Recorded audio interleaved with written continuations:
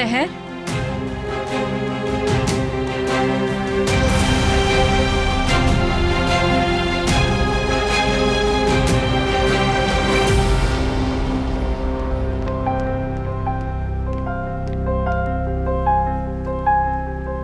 नस्लिहान, तुम कितनी लापरवाह हो।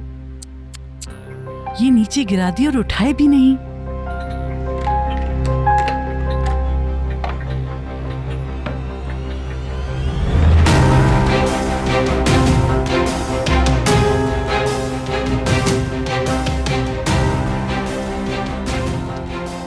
अब तुम्हें मरने से कोई नहीं रोक सकता।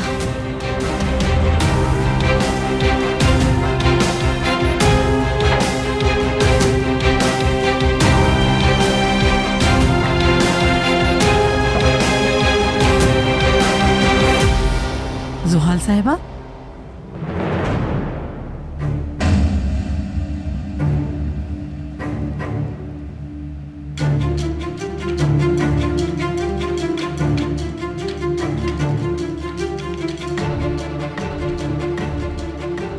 हाँ बोलो अदालत। वो मुझे बेडशीट चेंज करनी थी।